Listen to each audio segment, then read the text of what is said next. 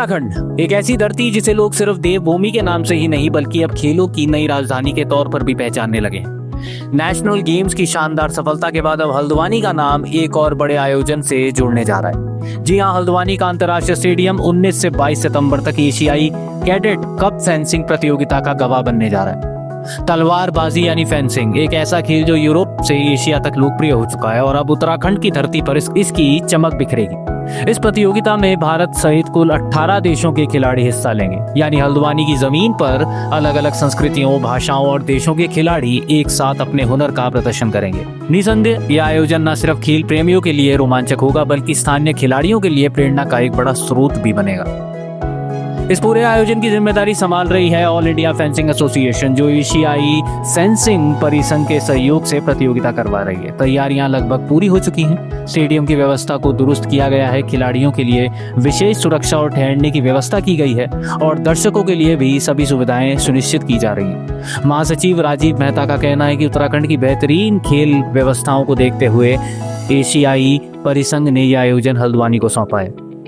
सोचिए, एक और जहां एशियाई स्तर की नामी गिरामी तलवारबाजी हल्द्वानी में अपनी कला का प्रदर्शन करेगी, वहीं दूसरी ओर स्थानीय दर्शकों को भी पहली बार इतना बड़ा और अंतर्राष्ट्रीय स्तर का फेंसिंग टूर्नामेंट देखने को मिलेगा।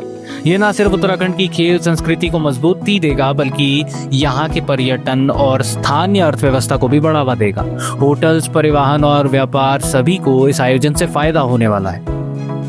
यह भी कहना गलत नहीं होगा कि इस प्रतियोगिता के जरिए हल्द्वानी और पूरे उत्तराखंड खेल मानचित्र पर एक नई पहचान बना रहा है। देवभूमि अब सिर्फ धार्मिक या प्राकृतिक पर्यटन का केंद्र नहीं रहा बल्कि अंतर्राष्ट्रीय खेल आयोजनों की मेजबानी करने वाली धरती भी बनने जा रही है। और शायद यही वजह है कि इस आयोजन को लेकर खिलाड़ियों से लेकर आयोजकों तक सभी में जबरदस्त उत्साह देखने को मिल रहा है।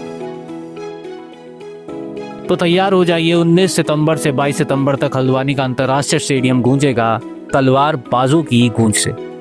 एशियाई कैडेट कैंप सिर्फ एक प्रतियोगिता नहीं बल्कि उत्तराखंड के खेल भविष्य की दिशा तय करने वाला एक अहम पड़ाव साबित होने जा रहा है।